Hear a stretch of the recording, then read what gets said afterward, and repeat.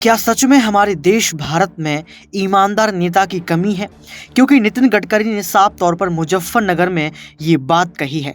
नमस्कार, आप देख रहे हैं एसपीएन 9 न्यूज। एसपीएन 9 न्यूज में आज हम बातचीत करेंगे कि आखिर मुजफ्फरनगर पहुंचने के बाद कृषि प्रदर्शनी में नितिन गडकरी ने क्या कुछ कहा।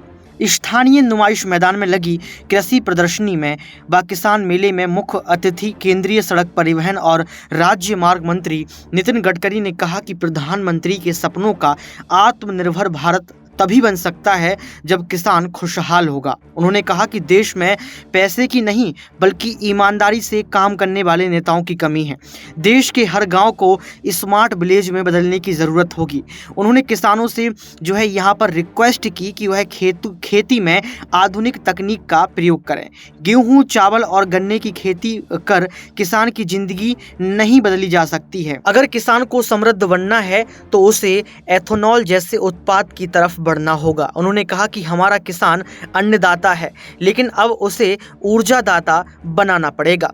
केंद्रीय मंत्री नितिन गडकरी ने गुरुवार को मुजफ्फरनगर पहुंचकर नुमाइश मैदान में लगी पशु प्रदर्शनी और कृषि मेले का उद्घाटन किया। उद्घाटन के बाद उन्होंने कहा कि जब तक देश का किसान खुशहाल नहीं होगा तब तक देश का विकास नहीं होगा। उन्होंने कहा कि अब किसानों को आधुनिक तकनीक और नए उत्पाद के बारे में सोचना चाहिए। एथेनॉल की उन्होंने अपील की। ये कहा कि एथेनॉल की खेती करने से आपको फायदा होगा। उन्होंने कहा कि गेहूं, चावल और गन्ने की खेती पर किसान अपने जीवन में हमेशा के लिए खुशहाली नहीं ला सकता है। यदि उसे स्वयं और देश का विकास करना है तो एथेनॉल जैसे उत्पाद की तरफ कदम बढ़ाना होगा। उन्होंने कहा कि यह सत्य है कि अगर देश का किसान खुशहाल होगा तभी देश आत्मनिर्भर भारत बन सकेगा।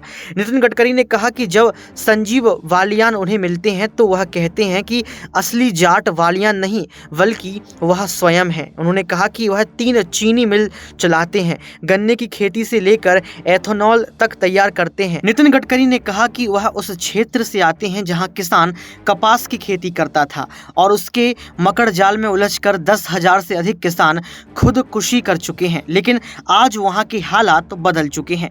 मंत्री नितिन गडकरी के साथ केंद्रीय पशुपालन, डेयरी एवं मत्स्य पालन मंत्री पुरुषोत्तम रूपाला, केंद्रीय मंत्री बीके सिंह, यूपी सरकार के लोक निर्माण मंत्री जतिन प्रसाद और मंत्री कपिल देव भी मौजूद रहे। लेकिन सबसे बड़ा सवाल ये उठता है कि आखिर नितिन गडकरी ने ये बात क्यों कही। उन्होंने क्या कहा था, फिर से सुनिए। उन्होंने कहा कि देश में पैसे की नहीं बल्कि ईमानदारी से काम करने वाले नेताओं की कमी है। तो ये इशारा किस ओर किया है? क्या ये इशारा देश के प्रधानमंत्री की तरफ किया है?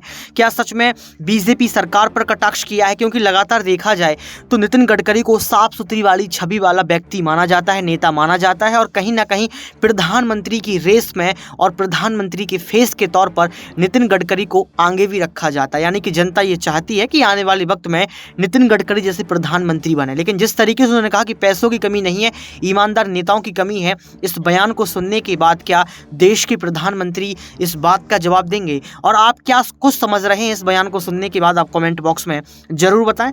आज के लिए सिर्फ इतना ही। देखते रहिए एसपीएन 9 न्यूज।